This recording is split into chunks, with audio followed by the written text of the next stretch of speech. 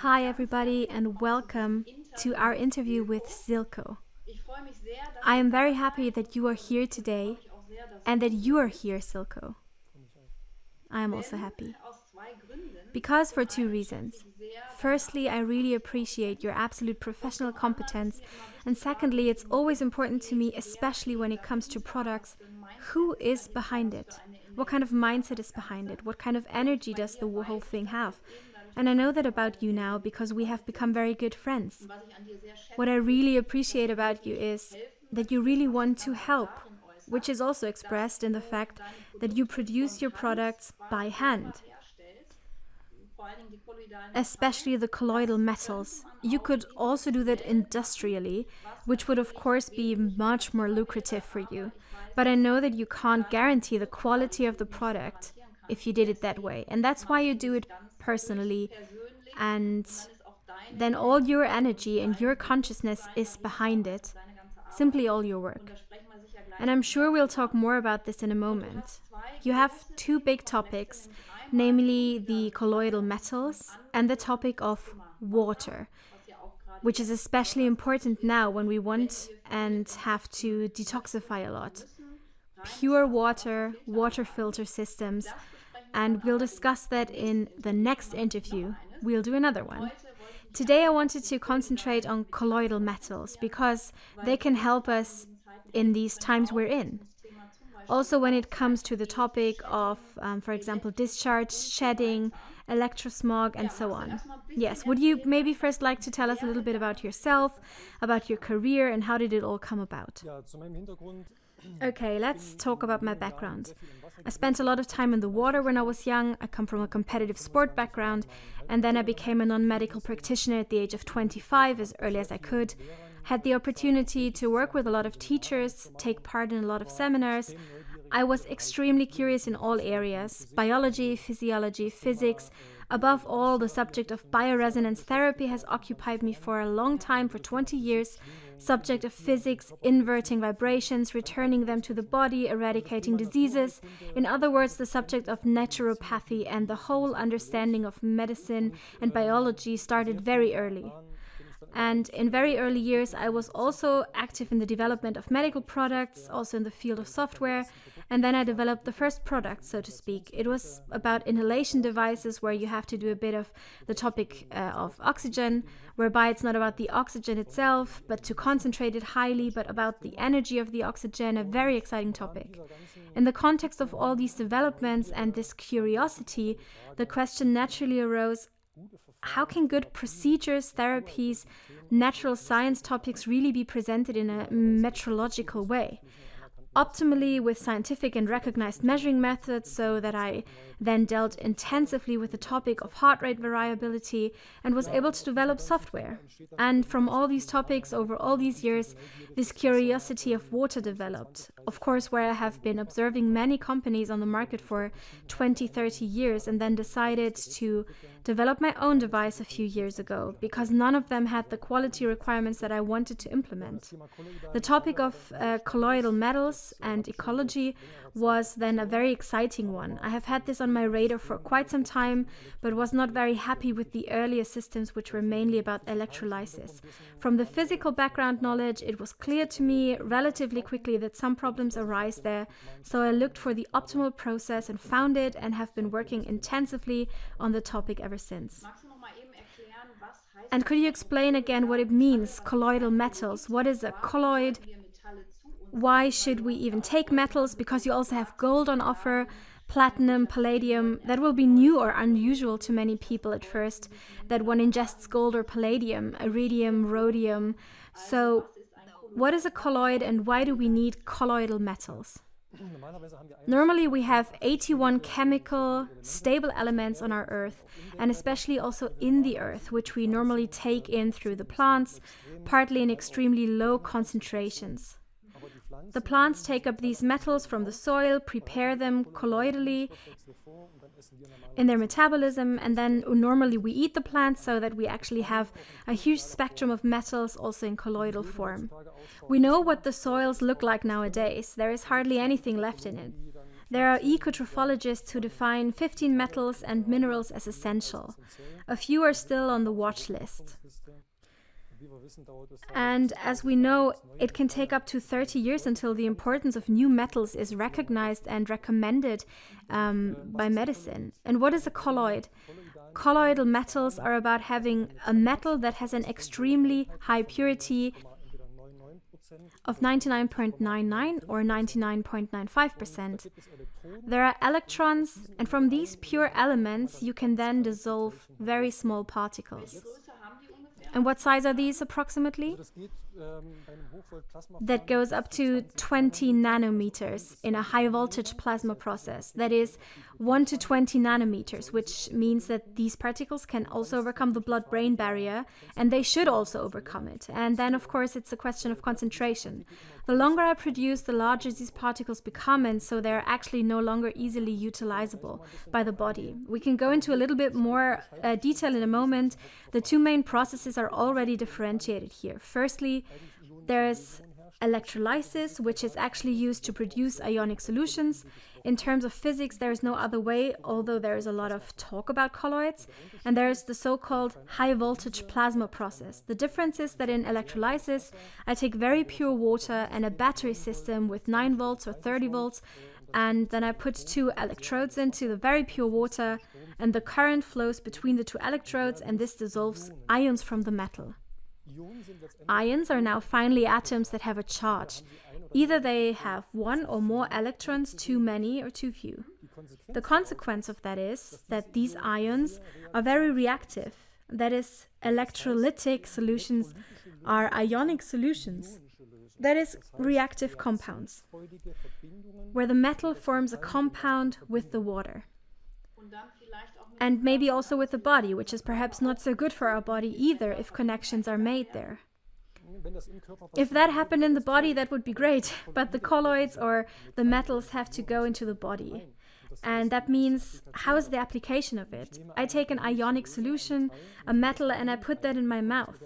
It comes into contact with the mucous membrane of the mouth, it comes into contact with the saliva, and if I swallowed it, it came into contact with the gastric acid or the stomach. And in the process, very toxic compounds are formed, for example, as with silver, which we then don't want to have in the body at all. This means that the ions, the ionic solution from electrolysis, simply have the problem that they are very reactive and therefore react with everything. This is also the process that we know most, right? You can also buy equipment at home to produce silver, then you have those 2 electrodes, and afterwards you have the colloidal silver after the electrolysis process. But then we have ions, charged particles that we don't want to have in the body, because they want to make connections. The compounds are the problems.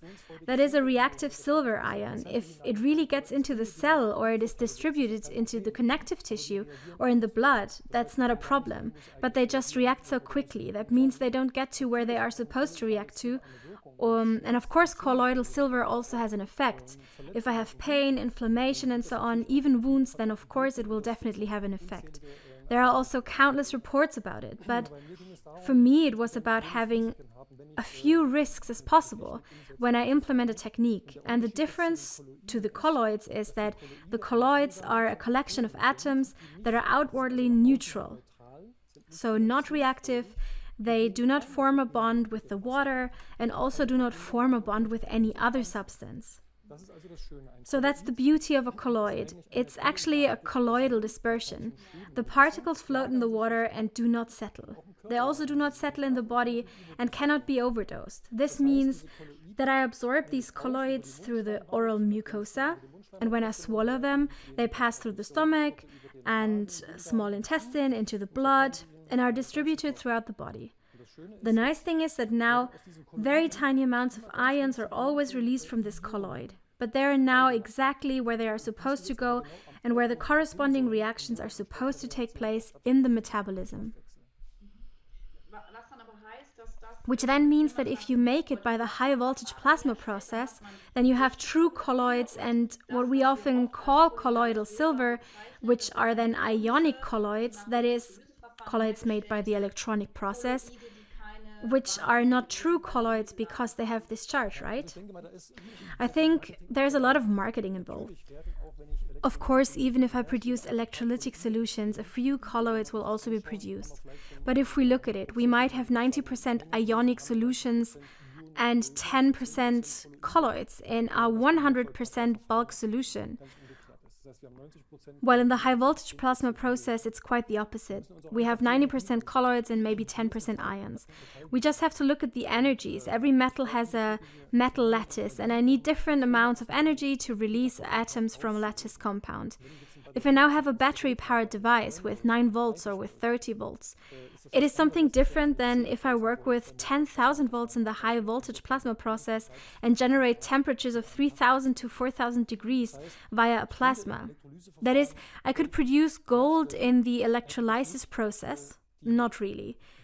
Because the scientific information available shows that we can produce 1 ppm per day, that is, in 24 hours with electrolysis, this is what we can produce. That means that if I then have a solution of 10 or 50 ppm as concentration, you can think about it. How long does this process actually have to run to achieve that?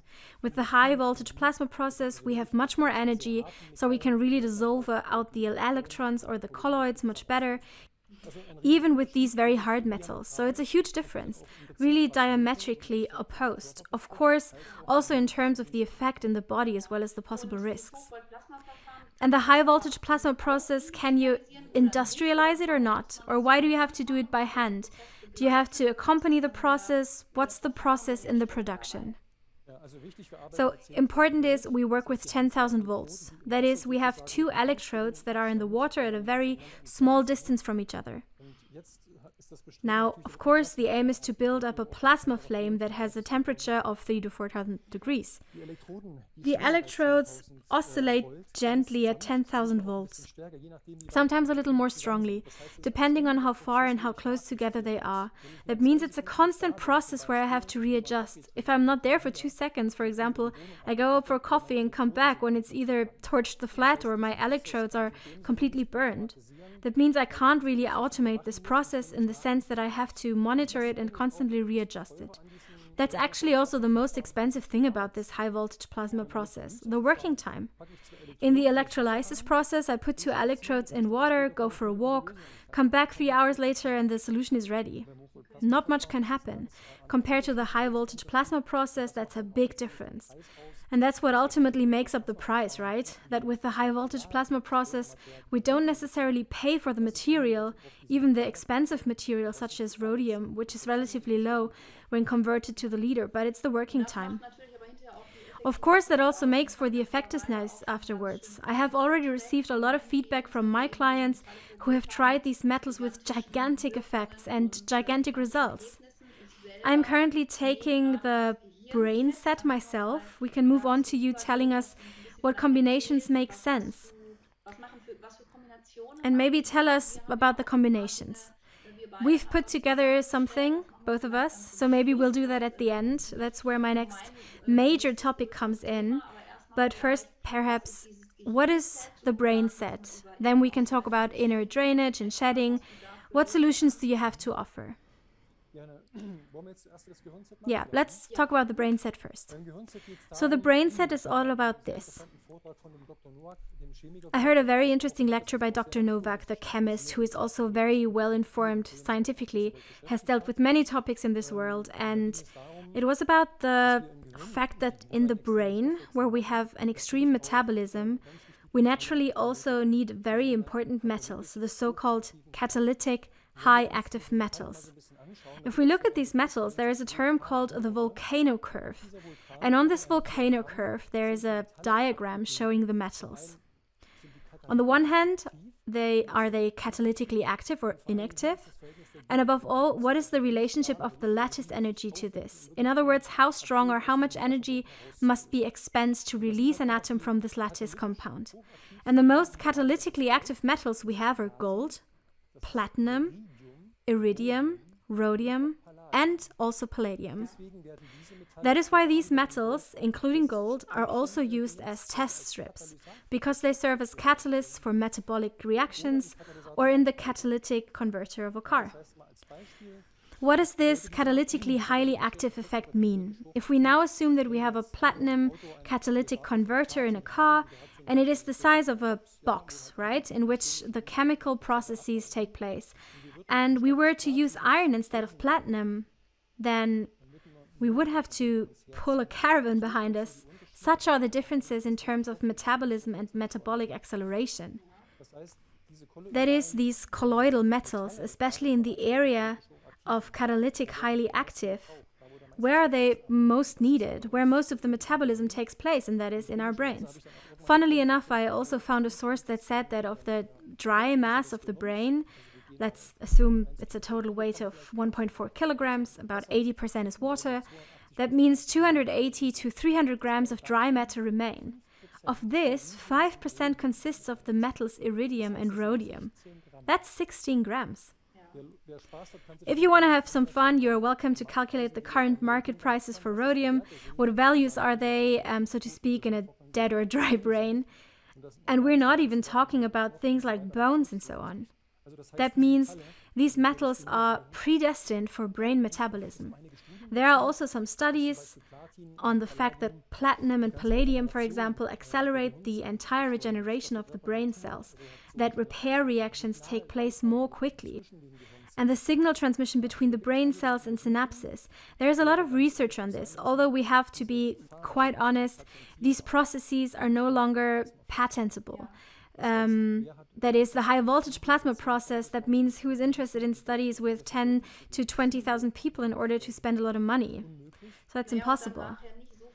And in order to not earn so much money with it afterwards, right? Because if you need someone to supervise the process all day, then of course you can't duplicate the whole thing, right? So it's a very exciting topic that the brain active metals are no longer included in the diet nowadays. Some of them are banned as food supplements in the EU, even though they are freely available in Japan and America and are known for that. That means if you take a few active metals, you can just use that as an image, and some of the lights go on in your head. That means I'm more creative, I find solutions more quickly for problems that I have every day. Many people have issues, whether it's work or relationships or whatever. It's always about how quickly can I find a solution? How do I get out of this stress cycle? And the more lights are on up there, the quicker I get out of this process. And there are studies that show that after 4 weeks of taking gold, IQ increases by 20%. And when you stop taking it, it goes down. And not only that, gold and these metals not only have this physical effect, but also an energetic one. It's not for nothing that they say gold makes you happy, and alchemy also uses gold to accelerate certain things and processes, but also to switch on these energetic levels. That means the connection to the higher self, to your intuition, higher spiritual abilities. It's also conveyed through gold. And it also mood lifting. So I'm also very enthusiastic about gold, and it's also in this set. We will talk about it at the end. And would you like to tell us a bit more about your personal experiences, especially with gold and platinum? What happens there, perhaps also in the subtle level? On the one hand, we consume matter, which then acts as a catalyst in the metabolic reactions in the body, accelerating and enabling these metabolic reactions. And on the other hand, we naturally have an energetic component. Every metal has its own specific vibrations, which we naturally also supply to the body. And this also brings us to the topic. Some of my users ask whether I can take 4 or 5 metals at once, which theoretically with the colloids is not a problem. They don't react with each other. But I want to give the body the possibility to absorb each metal in a corresponding relaxed way in terms of vibration. If I now take all of the metals together, I have a mixture of frequencies and information where the body first has to put work and intelligence into extracting it. That is why we also recommend taking the colloids individually with a tuning at intervals of 15 minutes, so that the body really has the chance to take the information of the metal with it. With platinum, this is sometimes very quickly noticeable, that after a few minutes, you really notice that a few lamps are going on up there. You notice that you are more alert when you have to work creatively. You notice relatively quickly that something is happening in the brain. Strangely enough, with chemotherapeutic drugs, a lot of platinum is given to the body in a certain form, and the body directs this platinum immediately into the brain. and less into the tumor. It accumulates there because it is simply needed there. That's why it's also important in which scales we work, right? 1 nanometer to 20 nanometers, or 50, 100, 200 nanometers, so that it can really be used bioavailably in the metabolism. And maybe can you add something about that, because I know the question will come, because we have it with the lipid nanoparticles as well. Nano is currently rated very negatively. So does that mean that because it is called nano or nanoparticle, do we have to worry about it? There is a lot of information and also studies in which you can read that the colloidal metals that are produced in the high voltage plasma process, which is also called the Bredig process, or HVAC for high voltage and so on, that there are no side effects because the colloids are not deposited in the tissue. When we talk about nanoparticles today, we often talk about compounds. That is, where we have different metals as compounds, as alloys, which of course also cause problems. Aluminum, for example, pure aluminum in the body is perhaps not the problem. But the up to 150 aluminum compounds that we have, they're probably toxic for the body. However, we have the pure metal and no compound, and that does not deposit and enable metabolic reaction as a catalyst. And nano is simply about size. That's just the name. That is to say, it is 1/1000th of a meter. That is a tiny particle, which is a great advantage in this case, because if they are not charged, they can simply migrate into the cell through the cell membrane. Then perhaps we can also move on to the topic of the elimination of vaccines and shedding symptom. I often recommend that people who have been vaccinated, but also those who have not been vaccinated, take zinc and quercetin as a corona prophylaxis, because in this combination the multiplicators of the coronavirus is prevented, because the quercetin acts in front of the zinc ions and transports the zinc into the cell. And zinc is in the cell that's then able to block an enzyme there, namely RNA polymerase, and thus inhibit virus multiplication. And we need the quercetin in addition because the zinc usually also has a charge and does not get into the cell so easily. What about colloidal zinc? Would we then no longer need quercetin because the zinc can enter the cell by itself? That's what I'm assuming. But the main advantage is that we already have the pure zinc directly bioavailable, so it can be used 100%. When we take food supplements nowadays, there are always compounds that the body first has to break down. And this breaking down and pulling apart until it gets to the actual metal consumes energy, metabolic energy. So the first thing the body has to do is to have this energy. And secondly, if we now supply the body with such small particles, which firstly pass through everywhere and enter the cells, and at the same time the body has the zinc in 100% bioavailable form, then it can work with it straight away. And there's another great advantage. These colloidal metals, which are produced with the high voltage plasma process, have a very high energetic charge, an energetic aura, so to speak. Which means that if I apply 10,000 volts and at a temperature of 3,000 degrees, then part of this energy is transferred to these colloids. That is, metabolism means that two different chemical substances must react with each other, and they must also be brought into a certain energy level so that they can react with each other. The colloids bring reaction energy, chemical reaction energy. That's why they also accelerate the metabolism. So if I have zinc that is present in the purest form that goes everywhere, I naturally have a few advantages over zinc that in whatever preparation first has to be broken down by the body, that has to go through the intestine, then into the blood, and then various cofactors. And we can use this when it comes to the elimination of vaccines, right? Because here we have the problem that the metabolism is depressed, that the energy is missing, and that we also know from dark field microscopic images that in vaccinated people there is often a formation of a purse, a formation of a rollo, which means that the red blood cells are stored together like in a roll of money, and then they can no longer pass through the small vessels. And they get stuck together because they lose energy, they lose cell tension, and that's what you can influence positively with the colloidal metals, because you simply bring energy back into the metabolism, and through that the cell tension is there again, and the blood can also flow freely again. Can you tell us a little bit about this? How did we put together this discharge protocol, or the protocol for vaccination discharge for the corona vaccination? So there are two parts of this. One is always the basis to push the whole detox area and also to eliminate vaccines or additives, heavy metal compounds. And here we are talking about the metal tantalum, one of the best metals that can really bind and eliminate heavy metals. It's very neutral. It is like titanium. It's also used in all prosthetics because it is so biocompatible. So tantalum is very suitable for this, just like zinc and copper. If we take a look at the highly efficient enzymes we have in our body, superoxide dismutase, glutathione peroxidase, if we then take a look at the central atoms that are built into these enzymes, we keep coming back to these two topics. Zinc and copper are incredibly important. So this triple combination of tantalum, zinc, and copper is the basis as far as the detox area is concerned. There is also a starter set with nothing else in it, just these three metals. And then there is the extension where the subject of blood is dealt with. If someone had the vaccination and there is a danger that we will have disadvantages in the blood viscosity as a result and the money roll phenomenon will occur, then iron is included. There, for one thing, the subject of hemoglobin, iron. You also notice when you drink a little more iron that there is immediately an increase in blood flow in the peripheral systems. That is very interesting, and there is also germanium in it as a metal, which is one of the most expensive metals of all. But the nice thing about the large 4+1 sets is that the most expensive metal is always automatically included free of charge.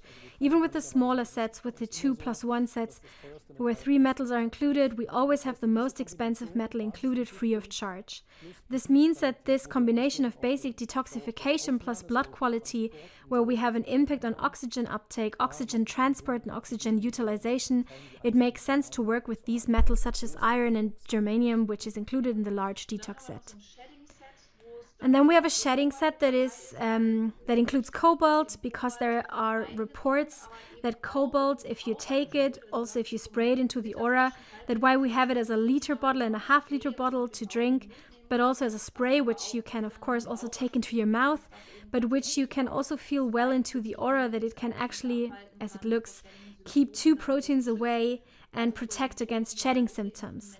In other words, it protects against symptoms that occur in unvaccinated people after contact with vaccinated people that are most likely caused by the transmission of 2 proteins. That's why cobalt is also in there, along with tantalum and copper, and there's a big set that also protects against electrosmog, right? Electrosmog, it's very important to go back to the topic of copper. The harmful energies that reach us today are becoming more and more. If you think about 5G, Wi-Fi, all the stress that we have personally anyways, at work, especially with our fellow human beings, that is when the body is under a lot of stress, and the electrosmog also increases strongly. This means that when the body is under a lot of stress and electrosmog, the body reserves of copper are depleted relatively quickly, which means that it is important to supply the body with an extremely large amount of copper. Although in normal food supplements we have a balance between copper and zinc, where you have to be careful how to take it in any case, copper is extremely important with all this electrosmog exposure and with stress. Cobalt is one of the most exciting metals for me. I had a personal experience with it last year with allergic symptoms. I have had hay fever for many, many years. Also in the past in sports, always at the peak of the year, when the most important competitions were in May, June, I had really severe problems. I always had to take something that wasn't good for the body's performance development, because the whole body was simply shut down. Then I got a hint from an acquaintance that I should try cobalt.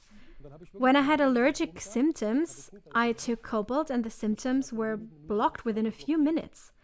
Then there were further experiences. I continued to try it over the next 1 or 2 days.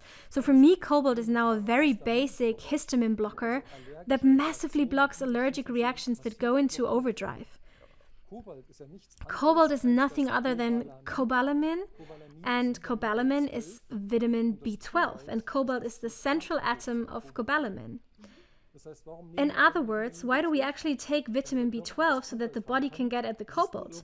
It's just packaged differently so that the body can absorb it via the metabolism and the plant, so to speak. But with normal B12, if you take it by infusion or injection, maybe 5 to 30% reaches the body and the body can work with it, and the rest is excreted again or cannot be used at all. And with cobalt as a colloidal metal, in the high voltage plasma process, the body can access 100% of it. At the same time, cobalt is a wonderful metal for nerves and nerve regeneration. And now, of course, the subject of shedding, right? Where we have been able to gather some experience and have also received indications that it can be taken internally for protection, but also sprayed on oneself to protect one's aura. So it's exciting. Yeah, and cobalt for the nervous system, but copper is also enormously important for our nervous system and also for the hormonal system. And there is one thing I would like to mention, which we have had talked about before, that copper taken in high quantities can become toxic, can also be deposited in the brain and then lead to a problem. You explained to me that with colloidal copper it would be like this, because it has such a high energy that it can go in everywhere and take the copper, which may have formed toxic compounds in the brain, with its high energy and transport it out of the brain so that we don't get a problem with overdosing, can possibly remove toxic parts that are in the body from the body.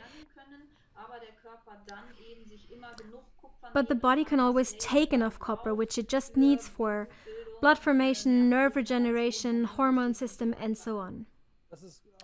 That's absolutely correct. That means that the colloidals have so much energy that on the one hand they can really mobilize deposited old substances, iron, copper, etc., that they transfer part of their energy.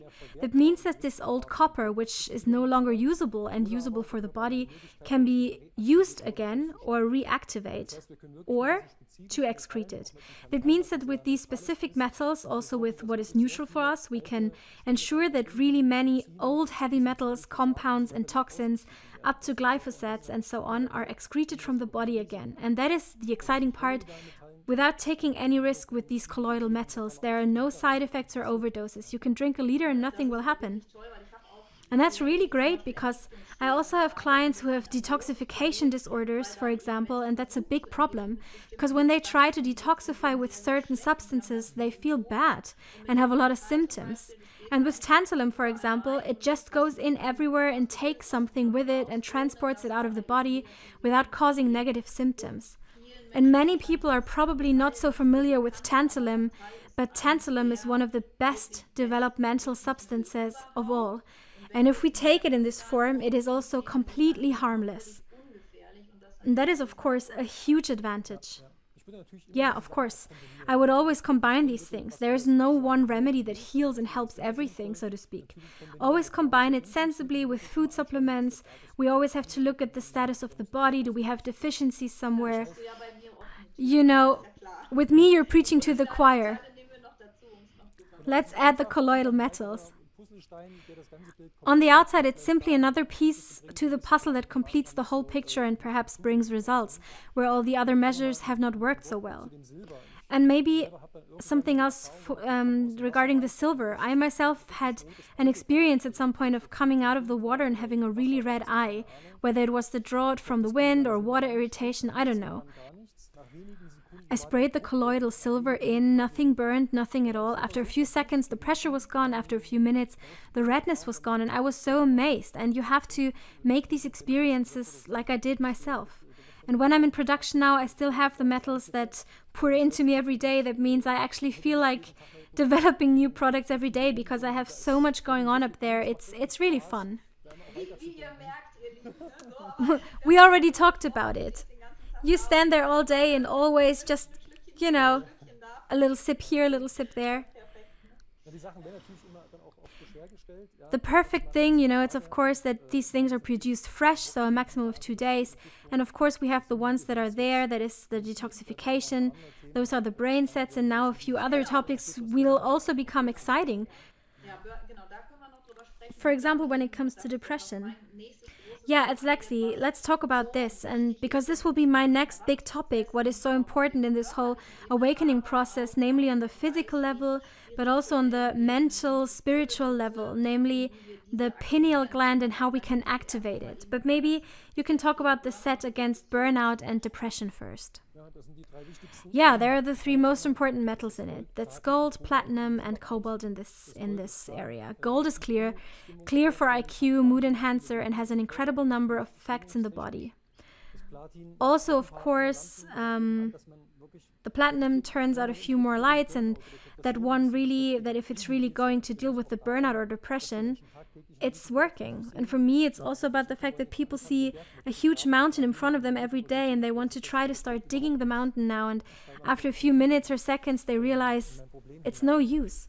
And I fall a little deeper into this problem. And I believe that when people have a few more lamps on in their brains, they have completely different ideas about how they can cut up the mountain and then clear it away one by one. That is, they get completely different ideas.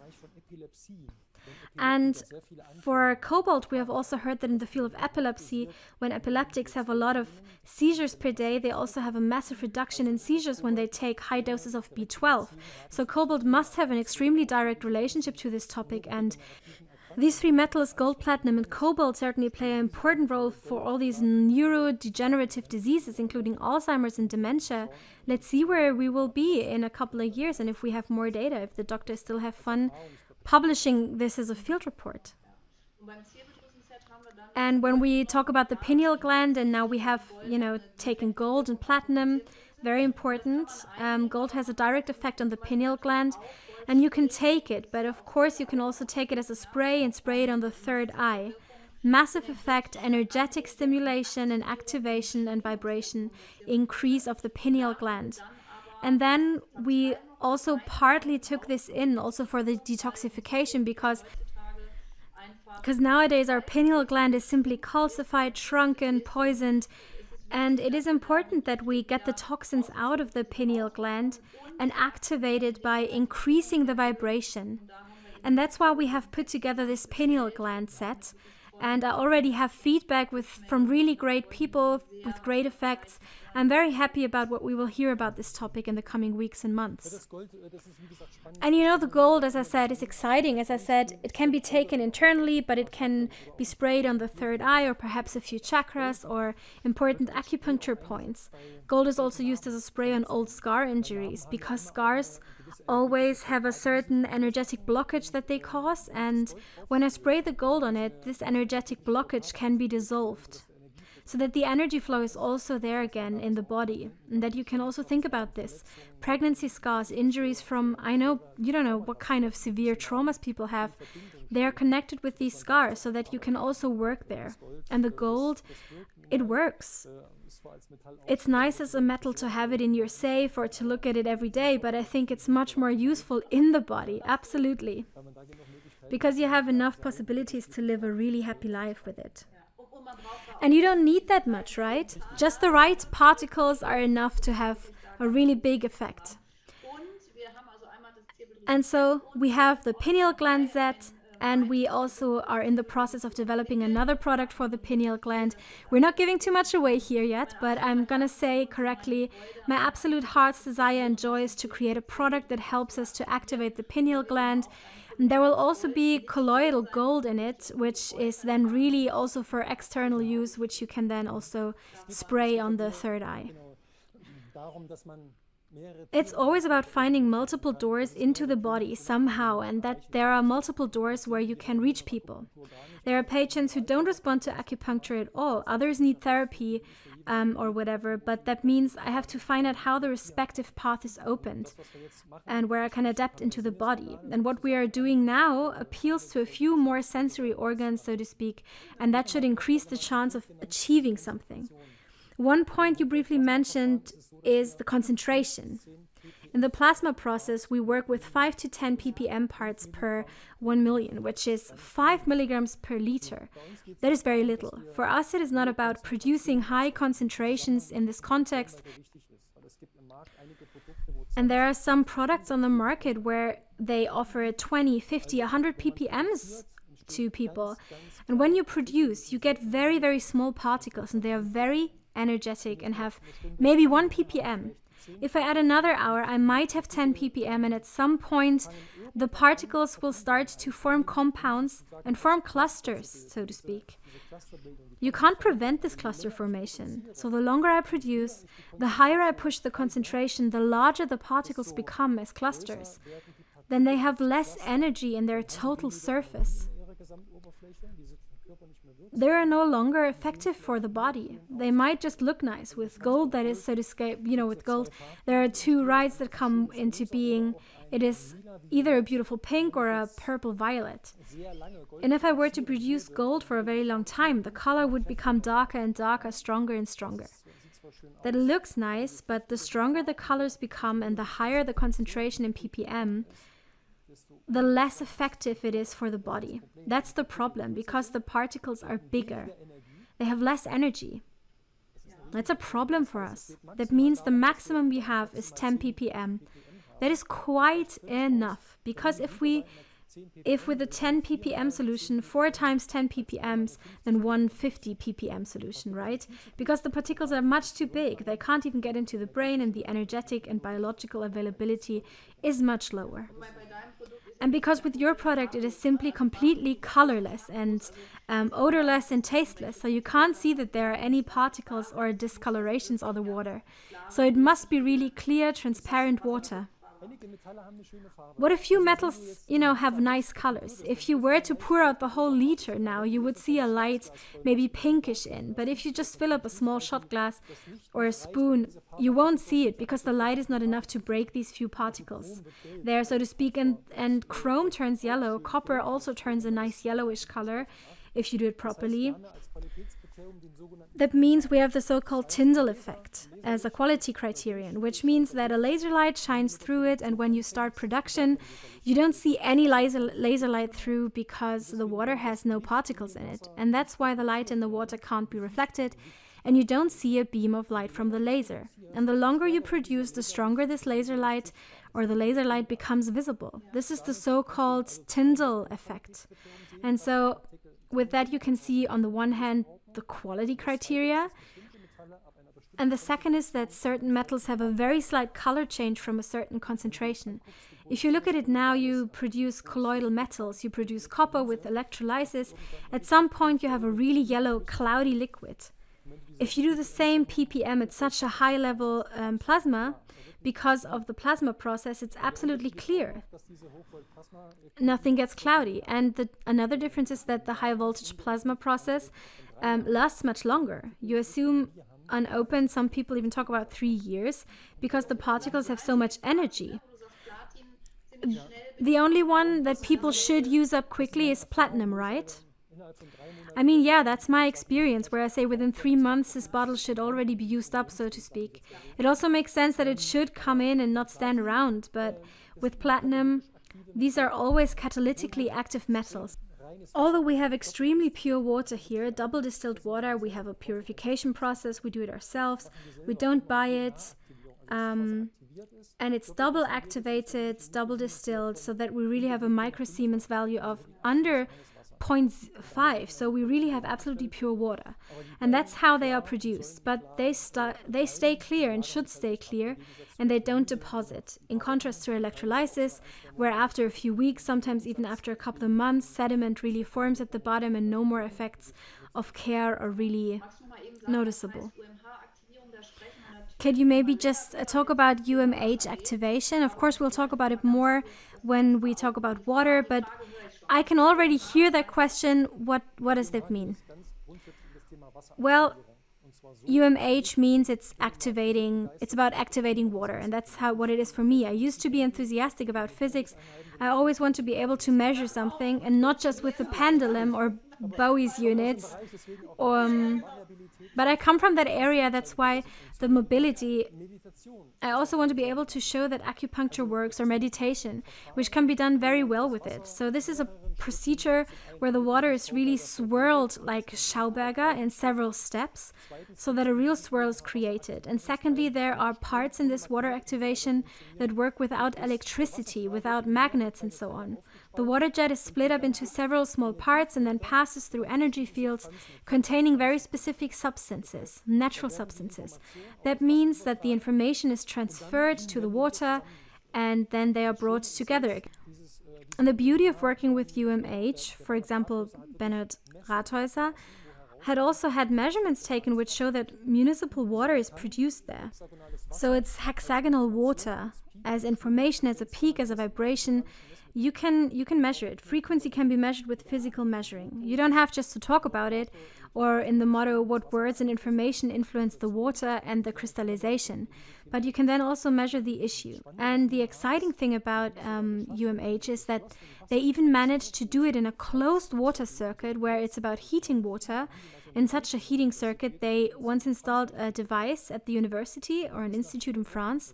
And then after 4 weeks, really dirty broth from the circuit became crystal clear. And now what's even more beautiful, the metal composition has changed in the water. Copper has become less, lead has become less, and other metals as well. And at the same time, the pH value of our box has remained stable. That means the water gets clear, and with that, of course, you have a transfer again. If you have, for example, underfloor heating, that is all information that is transferred to the body, and you have a much better heat transfer into the system of the house. And they removed the system again in the heating system, and the water was dirty again after 4 weeks. So that means there's something here that works, that you can measure. And we don't just need to talk about hexagonal water, we can show that it actually exists in terms of measurements. And then we can also show the differences to other methods of treatment, which are talked about a lot. Many others are also quoted, many experts, but you can measure it, and that's the beauty there. That's the part of our water treatment system where we also have water filters, which we might talk about at a different time. But the topic of water activation, energy dosage, is incredibly important because we want to imitate nature's processes. And did you also include that in your colloidal metals, which is certainly the case, not in every preparation, but not in every preparation that you have, but with these, because this is also your other big topic. The water is always activated with the colloidal metals, which makes another difference for the quality and above all the energy. And then for what comes into our body, we have a completely different activation. Exactly.